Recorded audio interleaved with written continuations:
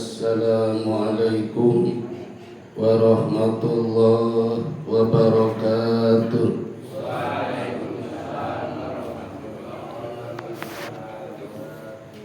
Alhamdulillahilladzi arsala rasulahu bil huda wa dinil haqq liyudhhirahu 'ala dini kullih wa kafa billahi syahida.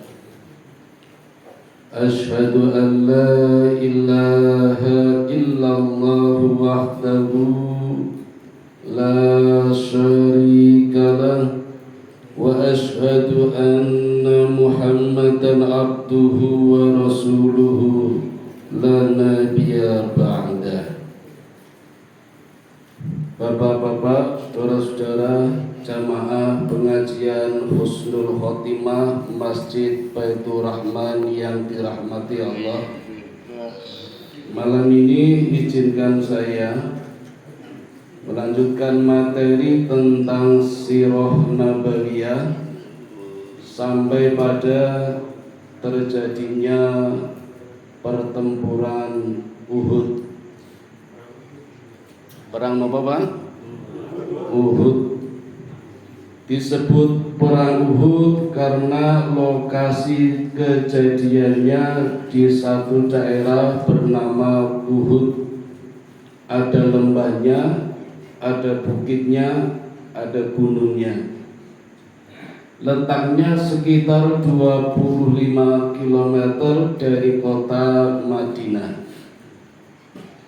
Terjadinya 1 tahun lebih 10 hari setelah Perang Badar, perang besar pertama. Perang Badar tanggal 13 Maret tahun 624 Masehi, Perang Uhud tanggal 23 Maret tahun 625 Masehi.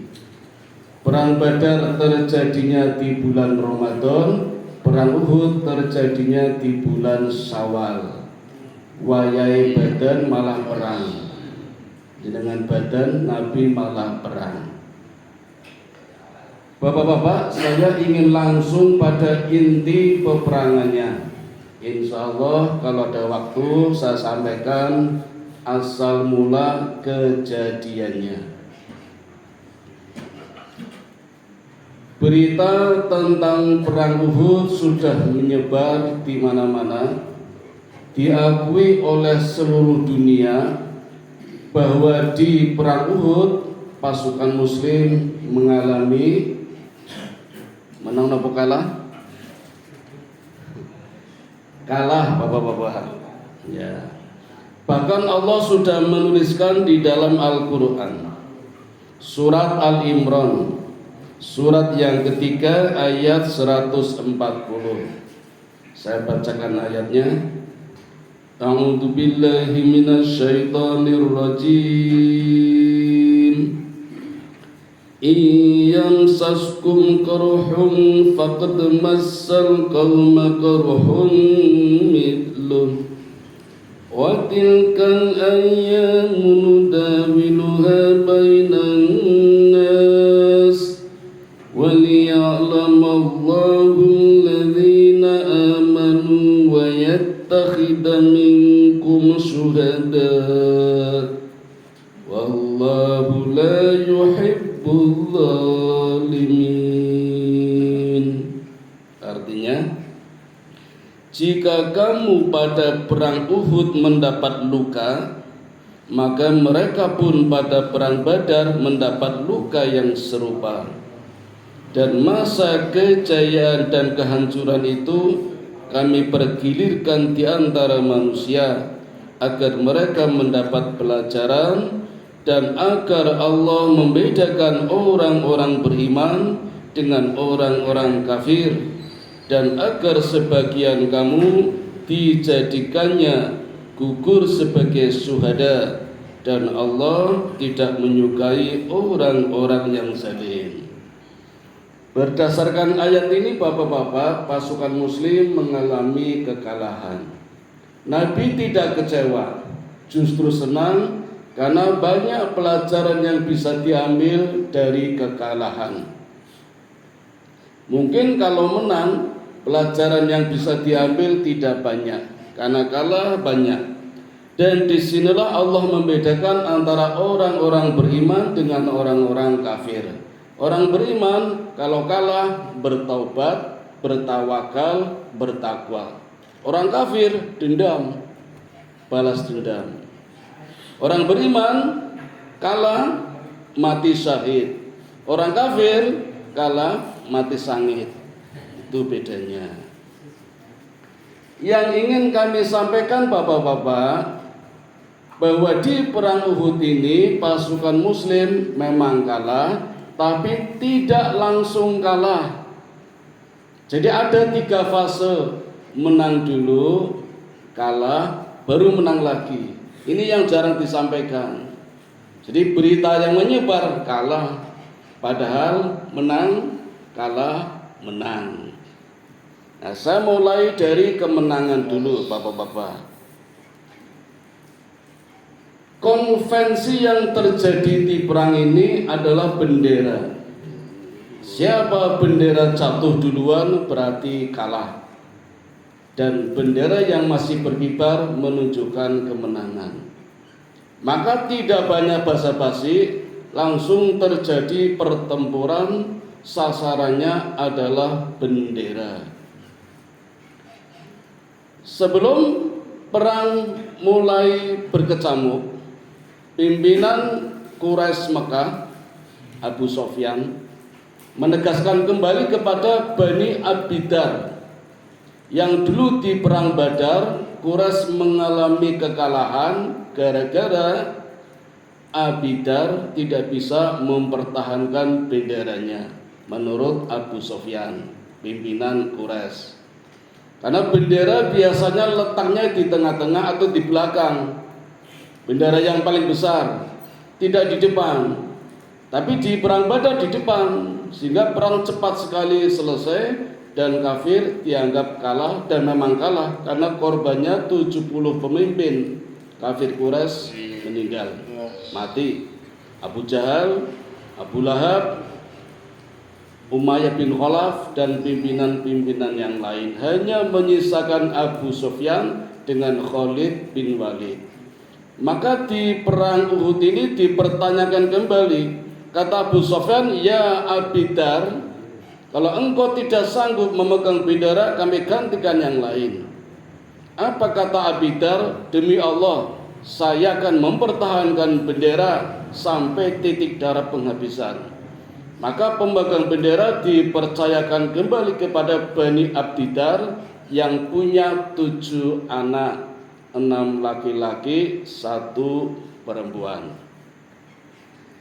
Seperti biasa Bapak-bapak, sebelum perang dimulai diadakan mubarozah, perang tanding 1 lawan 1. Dari pasukan kafir tampil Tolha bin Abi Tolha. Sebelum perang, Tolha bin Abi Tolha berpesan kepada budaknya namanya Wahsy dari Ethiopia. Kata Tolha, "Ya Wahsy, kamu akan merdeka, tidak lagi menjadi budak kalau bisa membunuh Hamzah." Karena memang sasaran utamanya Hamzah, tokoh utama di perang Badar dulu yang banyak membuat korban jatuh di pasukan kafir Quraisy adalah Hamzah. Maka sasaran utamanya adalah Hamzah. Sehingga tidak main-main Tolha mengatakan, "Ya Wahsy, bunuh Hamzah, kamu akan bebas dan merdeka." Ketika Tolha mengucapkan ini, Hindun dengar. Hindun sinten Pak? Istrinya Abu Sofyan. Lalu nambahi, "Ya Wahsy, berikan jantungnya Hamzah buatku." Itu pesannya Hindun. Jadi Abu Tolha berpesan kepada budaknya. Setelah itu barulah terjadi perang tanding. Tolha bin Abu Tolha masih di atas kudanya Pak, langsung disergap oleh Ali bin Abi Thalib sehingga langsung tewas, mati sangit ya. Kalah dengan Ali bin Abi Thalib, jagoan perang Khaybar. Maka perang mulai berkecamuk. Sama-sama sasarannya adalah bendera. Di pasukan muslim jagoannya 4: Hamzah, Ali bin Abi Thalib, Asim, Sa'ad bin Abi Waqqas. Dengan begitu cepat menyerang benderanya. Bendera ketika itu dipegang oleh Bani Abdiddar, anak yang pertama. Langsung tebas tangan kanannya, pegang tangan kiri, tebas lagi, bendera jatuh, tangkap dengan sisa kanannya sampai terbunuh. Pemegang bendera pertama di pasukan Quraisy oleh Bani Abdiddar. Bendera dipegang oleh anak yang kedua, tebas lagi tangan kanan kirinya, mati lagi, terbunuh. Yang pertama tadi yang membunuh Hamzah, yang kedua yang membunuh Ali bin Abi Thalib. Jatuh bendera dipegang oleh anak laki-laki yang ketiga dari Bani Abdiddar, tebas lagi tangan kanan, tangan kiri, jatuh lagi, terbunuh lagi oleh Ali bin Abi Thalib. Bendera dipegang oleh anak yang keempat. Nah, pada anak yang keempat ini yang membunuh adalah Asim. Anak yang pertama, yang ketiga yang membunuh Hamzah, yang kedua membunuh Ali bin Abi Thalib, yang keempat Asim. Saat Asim membunuh, saudara perempuannya lihat, namanya Sulaif. Sehingga tahunya yang membunuh 4 saudaranya itu adalah Asim. Padahal yang pertama dan ketiga Hamzah, yang kedua Ali bin Abi Thalib. Tapi Sulaif, saudara perempuannya, tahunya yang membunuh Asim. Maka Sulaif memotivasi pasukan Quraisy, berikan aku batok kepalanya Asim, akan aku isi emas seberat sebanyak batoknya Asim. Sehingga pasukan Quraisy bersemangat, tujuannya mendapatkan emas seberat dan sebesar batok kepalanya Asim. Maka Asim mulai terancam, tapi tidak menghiraukannya, perang terus berkecamuk. Anak keempat terbunuh, pindah ke anak yang kelima, terbunuh lagi, dibunuh oleh Ali bin Abi Thalib. Anak yang keenam terbunuh lagi, dibunuh oleh Hamzah. Dan yang ketujuh juga terbunuh, tapi dibunuh oleh Sa'ad bin Abi Waqqas dari jarak jauh. Maka 7 generasi Abdiddar tewas semua. Bendera jatuh, langsung ditangkap oleh budaknya bernama Suwaib. Nah, dari pasukan muslim yang sangat berambisi adalah 4 tadi: Hamzah, Ali bin Abi Thalib, Asim, dan Sa'ad bin Abi Waqqas. 4 orang ini punya inisiatif bagaimana caranya agar pasukan kafir tidak bangun lagi benderanya. Maka bendera yang sudah jatuh, benderanya pasukan Quraisy, diinjak dengan kaki kudanya. Maka jelas bendera kafir tidak bisa dikibarkan, udah jatuh, apalagi diinjak oleh 4 kudanya ini. Maka dalam kesepakatan perang, kalau bendera sudah jatuh sudah kalah. Sehingga kafir Quraisy lari semua karena sudah kalah. Digambarkan dalam satu riwayat betapa kocar kacirnya pasukan Quraisy sampai-sampai meninggalkan pasukan perempuannya. Jadi ternyata kafir Quraisy ketika perang berangkat dengan 3.000 pasukan, ditambah beberapa para penari wanita, pelayan wanita, dan penabuh genderang. Itu ditinggalkan di semak-semak pohon kurma. Padahal itu aib dalam satu peperangan meninggalkan perempuan. Tapi kocar kacir semua. Sejumlah 2.800 prajurit lari semua menuju Mekah. Bapak-bapak, pasukan kafir itu 3.000, yang lari 2.800, sisa berapa Pak? 200. Di mana mereka? Mereka bersembunyi di sebelah kanan medan pertempuran kafir Quraisy. 200 ini pasukan panah yang dipimpin oleh Khalid bin Walid. Tidak berani keluar karena sudah dibidik oleh pasukan pemanahnya Rasulullah yang berada di Bukit Uhud sebelah kirinya. Jumlahnya 50. dipimpin oleh Abdullah bin Jubair. Mereka punya keterampilan memanah. Sampai begitu terampilnya, satu busur panah bisa diisi 4 panah. Jadi kayak di Rambo. Jadi satu busur panah bisa diisi 4 panah. Jadi kalau 50 berarti bisa membunuh 200 sekaligus.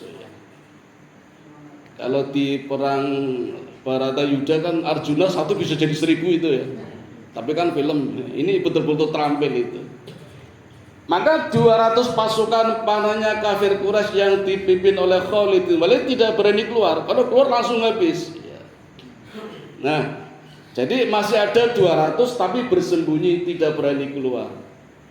Ketika 2.800 pasukan kafir lari kocar-kacir menuju Mekah, ini dikejar oleh pasukan Muslim sejumlah 600 yang dipimpin oleh Hamzah, Ali bin Abi Thalib, Asim, cuma bertiga ya.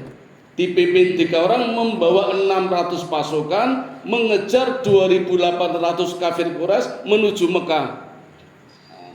Ketika berangkat Pak, pasukan Nabi hanya 700 melawan 3.000.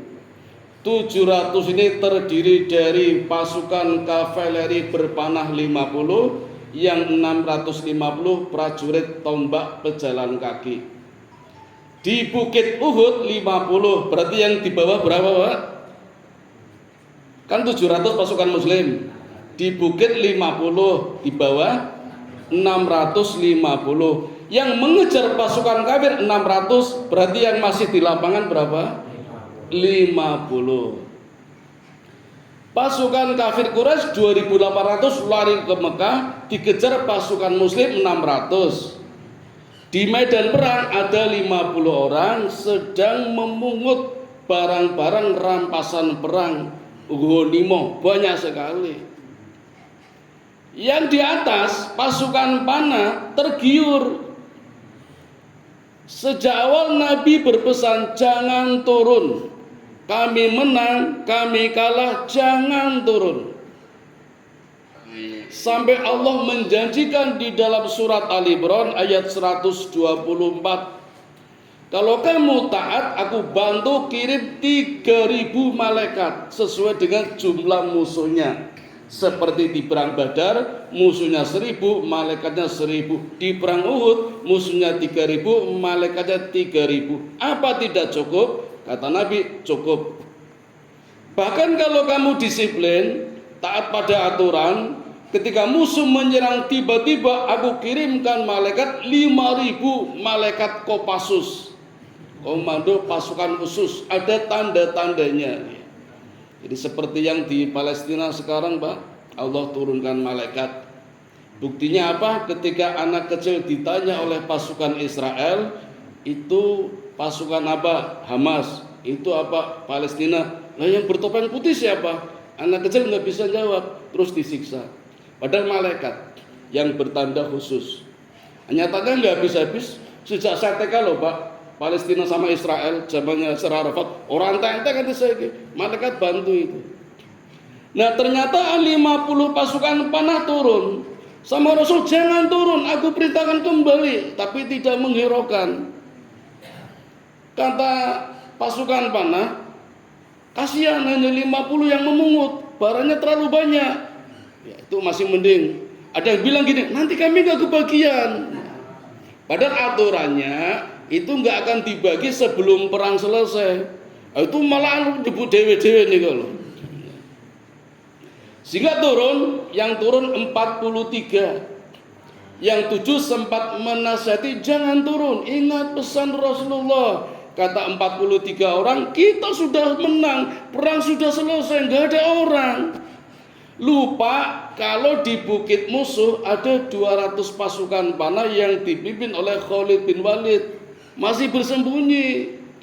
Nah karena 43 turun tinggal 7, Khalid bin Walid lihat, maka keluar 200 pasukan panah membuat manuver membelok dari belakang naik ke bukit. 7 pasukan panah dibunuh semua, dan Kandi menyerang dari atas, turun dari belakang. Di medan pusat pertempuran berapa orang, Pak? 50 tambah 43. Kan 43 turun. 93. 93 diserang dari belakang oleh pasukan panahnya Khalid bin Walid, jumlahnya berapa? 200. 93 muslim lawan 200 kafir Khalid bin Walid. Yang tadi kan masih dikejar 2.800 dikejar oleh 600. Jadi ada dua kondisi ini. Kondisi pertama 2.800 kafir dikejar muslim 600, yang di pusat pertempuran 93 muslim diserang 200 pasukan Khalid bin Walid. Nah, ramenya di sini nih. Keadaan mulai kacau, semrawut. Nah, ketika Khalid bin Walid menggempur 93 dengan pasukan panah, kan leluasa toh, Pak? Ada seorang wanita yang sempat mengangkat benderanya kafir Quraisy. Sehingga orang pada tahu kalau Quraisy masih bisa mengibarkan benderanya. Sehingga ada peluang menang ini Quraisy ini. Ya, jadi posisi yang tadinya muslim sudah menang, sekarang mulai tanda-tanda kekalahan. Kafir Quraisy bangkit kembali gara-gara ada perempuan yang berhasil mengangkat bendera Quraisy dan menyanyikan lagu yel-yel. Sampai lagunya terdengar dari jauh, sehingga pasukan Quraisy yang 2.800 sedang lari ke Mekah terdengar, lalu balik lagi. Saya kok dengar yel-yel itu, yel-yel nggak asing itu, lagunya Mekah itu. Dan lihat bendera Mekah berkibar lagi, maka balik. Padahal lagi dikejar 2.800, dikejar 600 mengejar 2.800, 2.000 balik, ganti kejar yang 600 ganti dikejar. Sementara yang di pusat pertempuran 93 sedang digempur oleh 200 Khalid bin Walid. Maka tumpuk di situ, keadaan semrawut, kacau, kocar-kacir, sampai umat Islam membunuh pasukannya sendiri karena nggak terkendali, saking bingungnya, kacaunya itu. Di antaranya yang korban adalah bapaknya Hudzaifah bin Yaman, terbunuh oleh pasukan sesama muslim, sampai Hudzaifah mengatakan, semoga Allah merahmati kalian, kalian telah membunuh ayahku. Tidak dendam, Pak, tapi mendoakan. Cobi nek tangune dhewe Pak mateni, wah mungkin nesu nggih. Hanya mendoakan mudah-mudahan Allah merahmatinya. Tapi sudah kacau ini, sudah kacau. Dalam kondisi seperti itu Rasulullah berteriak, wahai sahabatku, aku Rasulullah, inilah nabimu, jangan bingung, aku di sini. Nabi berteriak. Tetapi karena keadaannya kacau, lagi ribut, sehingga suaranya tidak terdengar. Hanya 9 orang saja yang sempat mendengar suara Nabi. Yang 600 kan masih jauh, jadi nggak dengar. Yang di pusat pertempuran 93 sedang digempur 200, jadi nggak dengar. Hanya 9 orang yang dengar, sehingga berkerumun, berkumpul, melingkar di hadapan Nabi, melindungi Nabi. 9 melawan 200, Pak. Kelihatan toh, Pak? Habis semua 19 dibantai oleh Khalid bin Walid. Tinggal Rasulullah sendirian. Tampil 2 sahabat namanya Tolhah bin Ubaidillah sama Sa'ad bin Abi Waqqas. Jadi bertiga. 3 orang digempur 200, Pak. 3 orang telu dikeroyok, iki kurang ora 200 iki. Digempur 300. Kenapa digempur? Gara-garanya tadi ketika Nabi Muhammad mengatakan berkumpul di sampingku, Khalid bin Walid dengar, oh ternyata Muhammad di sana, gempur. Jadi yang di pusat pertempuran tadi 93 beralih menggempur Nabi. Yang tinggal bertiga sama Sa'ad bin Abi Waqqas dan Tolha bin Ubaidillah.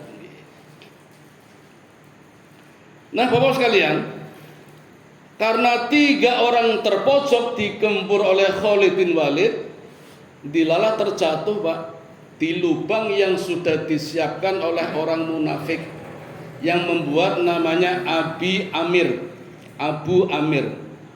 Abu Amir ini orang Madinah, Pak. Kaya raya, dulu punya cita-cita menyatukan 2 suku yang selalu bertempur. Suku Khosrot dan suku Aus. Tapi setelah Nabi hijrah ke Madinah, ternyata Nabi bisa menyatukan 2 suku ini dan masuk Islam dan tidak menghormati Abu Amir. Maka Abu Amir kecewa karena tidak jadi diangkat raja, yang diangkat jadi pimpinan malah Rasulullah. Maka Abu Amir pergi ke negeri Syam. Mendengar berita Mekah menyerang Madinah di Uhud, Abu Amir bantu, tapi membantu orang Mekah, diantaranya membuat lubang-lubang di medan pertempuran, dan lubangnya ternyata bermanfaat, Pak. Nabi terjatuh ke dalam lubang bersama Tolha bin Ubaidillah dan juga Sa'ad bin Abi Waqqas, tapi di lubang yang berbeda. Jadi 3 lubang, satu-satu terjatuh semua. Ada prajurit kuat dari Mekah, namanya Ibnu Khomina. Itu dengan menggebu-gebu menyerang Rasulullah.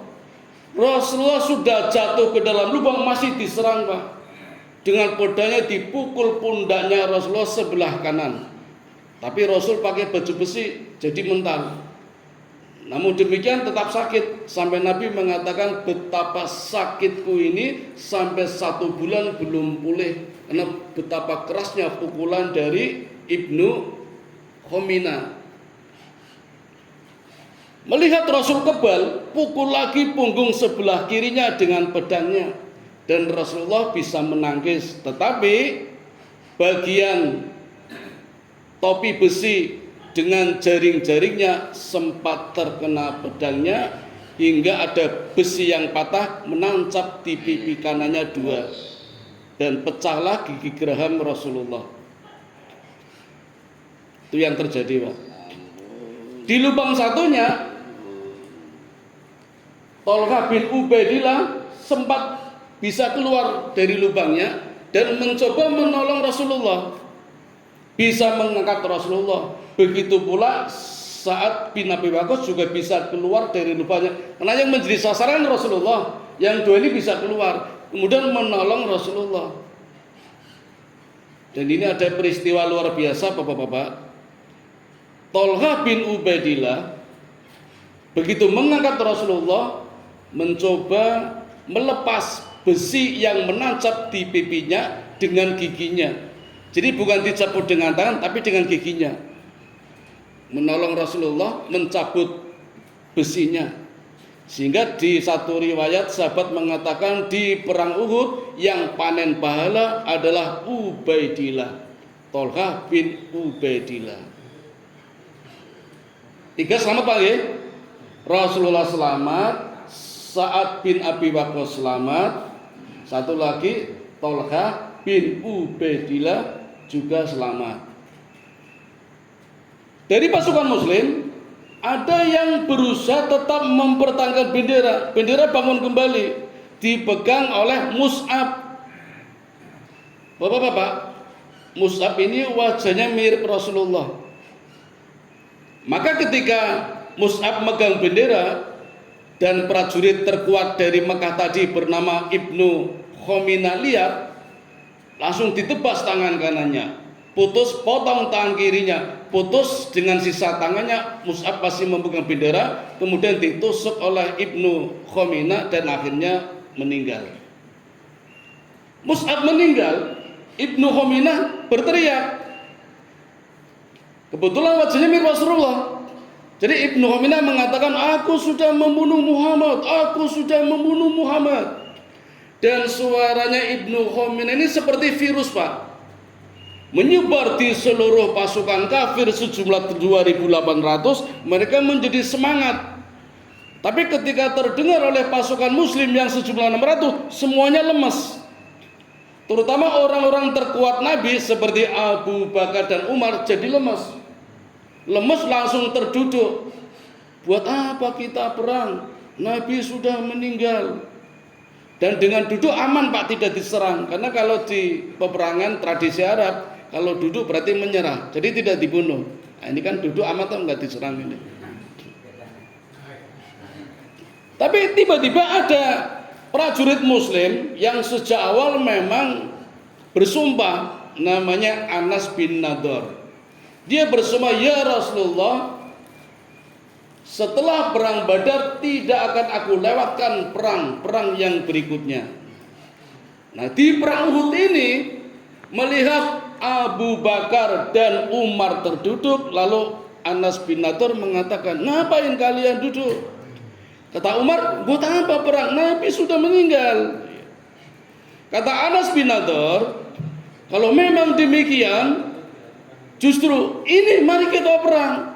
Kalau Nabi sudah meninggal, ayo kita meninggal, ayo kita mati. Mati lebih mulia daripada hidup. Maka ucapannya Anas bin Nadhr memotivasi Abu Bakar dan Umar sehingga bangkit lagi. Anas bin Nadhr langsung masuk ke medan pertempuran sendirian Pak, melawan 2000, siji lawan 2000 Pak. Disusul Abu Bakar dan Umar ya. Tapi dalam satu riwayat Umar mengatakan, begitu hebatnya Anas bin Nadhr sampai aku hilang jejak dan aku tidak bisa mengikutinya.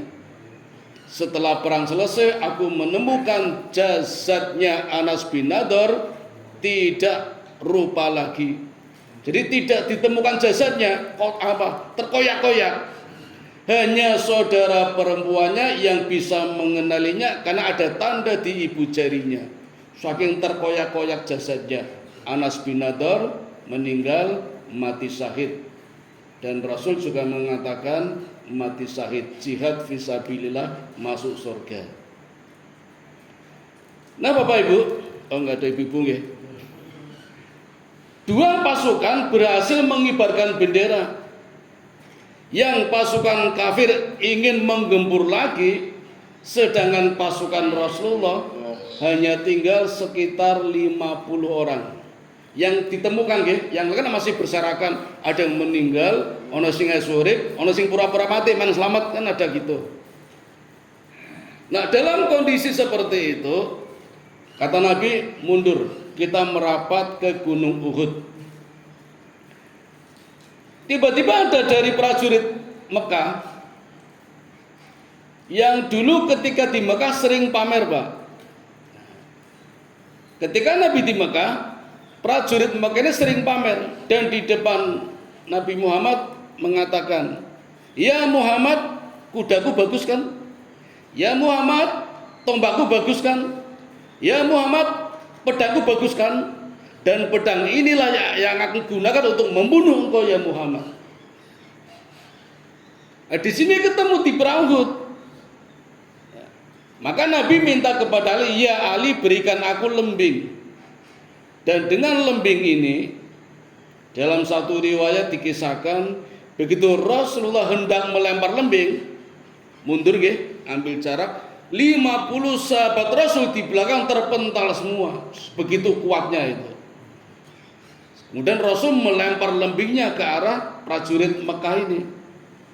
Subhanallah, atas hikmah Allah, tombaknya, lembingnya tidak mengenai perutnya prajurit Mekah ini, hanya nyerempet sedikit di lehernya, sehingga tergores sedikit antara topi besi dengan baju perangnya, kan ada terbuka leher, itu pun hanya terempet, hanya luka kecil, tapi keluar darahnya, hanya sedikit. Tapi orang ini berteriak keras, demi Allah, Muhammad sudah membunuhku. Maka pemimpin-pemimpin Quraisy mengatakan, siapa bilang kamu masih hidup? Lukamu nggak ada apa-apanya, cuma lecet kecil aja kok masih mengatakan membunuh. Demi Allah, kalau Muhammad meludahiku, pasti aku mati sekarang. Dan ternyata betul Pak, setelah perang selesai kembali ke Mekah, orang ini luka parah sampai meninggal gara-gara lukanya itu. Ya. Luka dari kena lembingnya Rasulullah. Itu setelah perang Uhud. Kembali ke medan pertempuran Pak. Tinggal 3 nggih, yang lain kan sudah loyo kesel. Nabi memerintahkan kepada saat tibit Nabi Waqqas, iya saat lemparkan panah-panah yang ada. Kata Sa'ad, bagaimana caranya? Gak ada busurnya, cuma sisa-sisa panah. Bahkan ada yang tumpul, ada yang patah.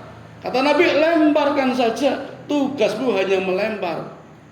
Maka bapak-bapak, setiap panah yang dilempar oleh Sa'ad bin Waqqas, walaupun gak ada busurnya, mengenai musuh tanpa sia-sia. Satu panah membunuh 1 orang. Jadi 5 dilempar terbunuh 5, 10 dilempar terbunuh 10, 20 dilempar, asal lempar aja terbunuh itu.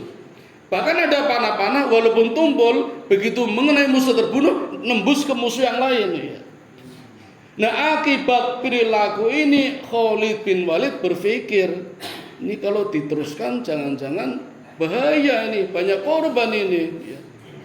Maka akhirnya Khalid bin Walid menghentikan serangannya ya. Hanya perilaku seperti ini. Karena Khalid bin Walid menghentikan serangannya, maka Rasulullah mengajak para sahabat, kita mundur saja dan naik ke bukit Uhud. Bersandar kemudian naik. Nabi sangat capek hingga tidak bisa naik kuda, maka ada sahabat yang bersedia membungkuk untuk dinaiki Rasulullah hingga bisa naik kuda dan naik ke bukit Uhud. Ketika naik Bukit Uhud sempat terjadi gempa Pak. Bahasa sekarang lindu. Kata Nabi, ya Uhud, tenanglah. Di atasmu ada seorang Rasul. Maka lindu berhenti. Itu Nabi Pak. Dewi ra iso. Ono lindu mandek, ono aku iki. Tetap lindu. Sampai mana tadi Pak? Nah, lindunya pun rampung. Khalid bin Walid datang lagi, ingin menyerang lagi.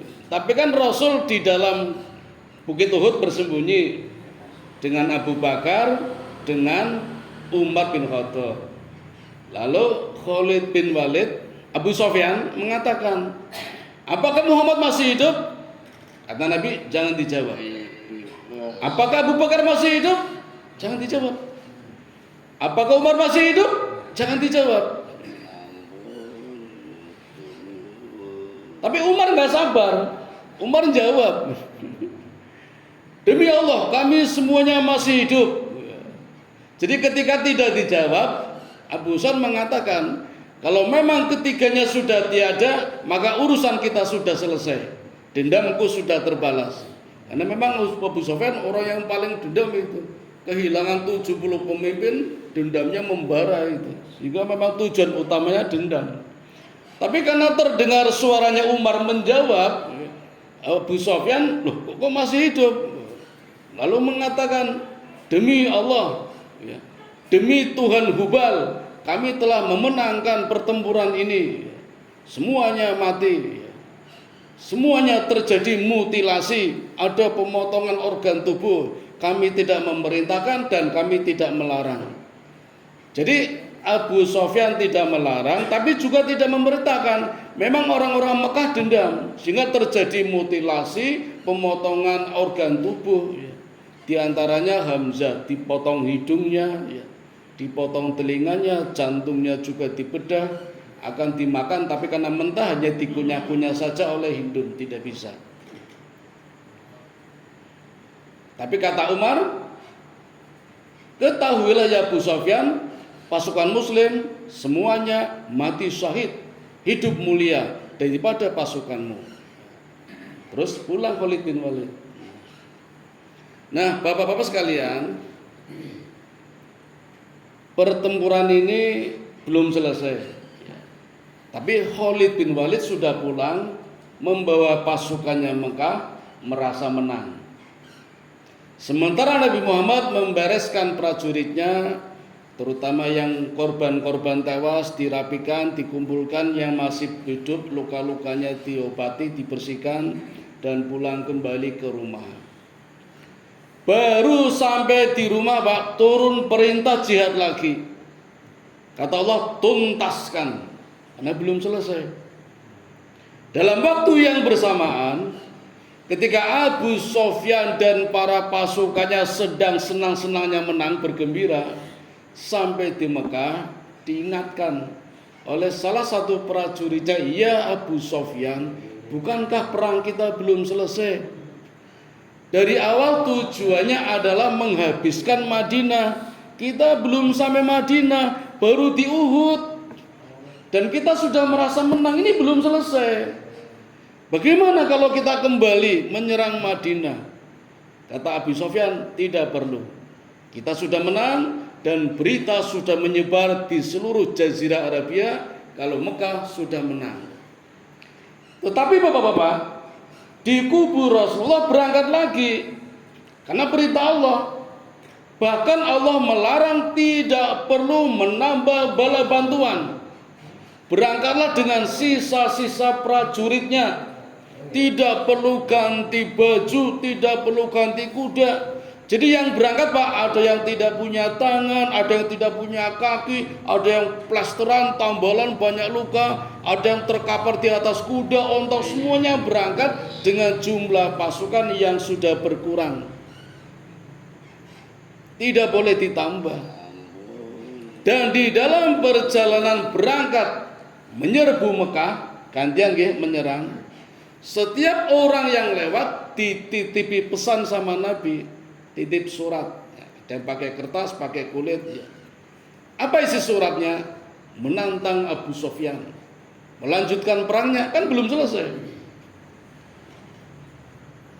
Sehingga tersebar berita kalau Nabi berangkat lagi akan menghajar Mekah.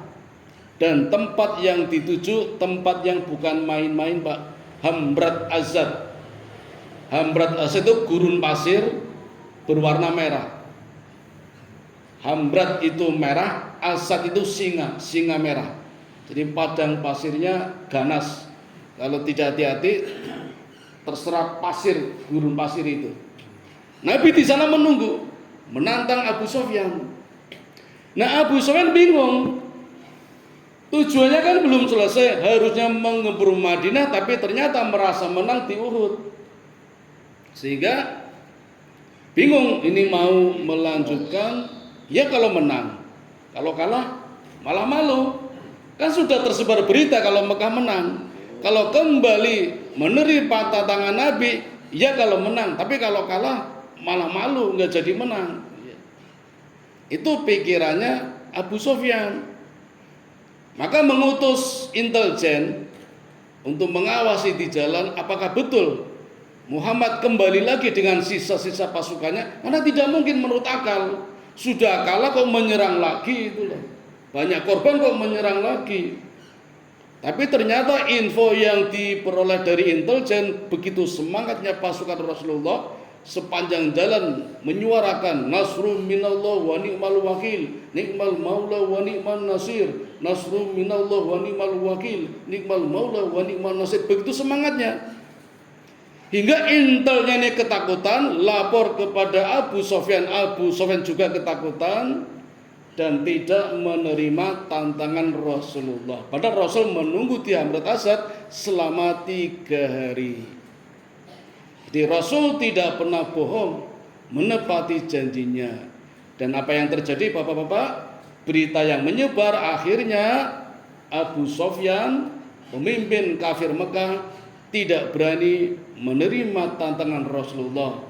Dan perang Uhud dinyatakan oleh seluruh Jazirah Arabia dimenangkan oleh pasukan muslim.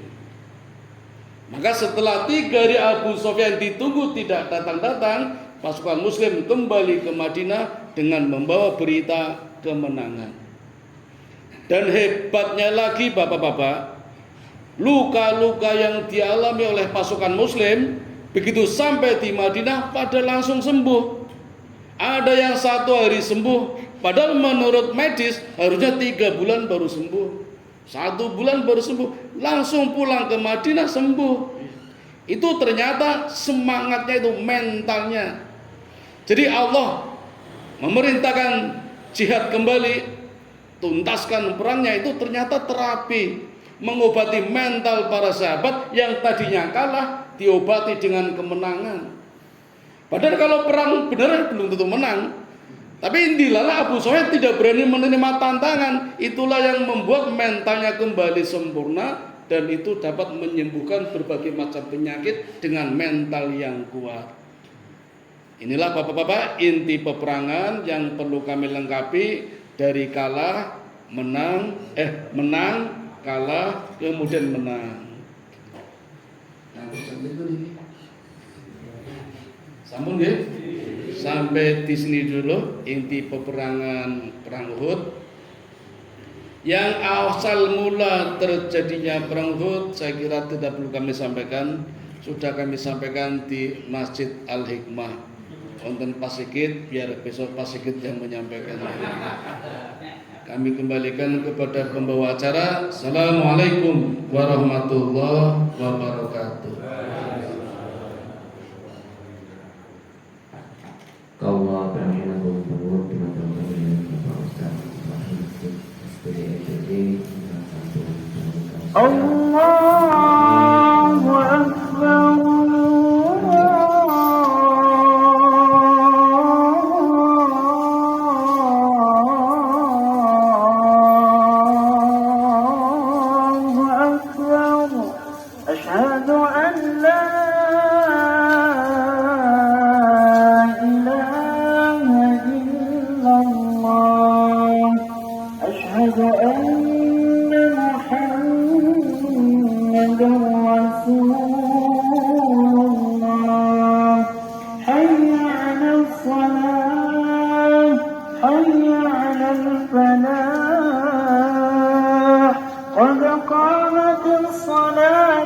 قد قامت الصلاة الله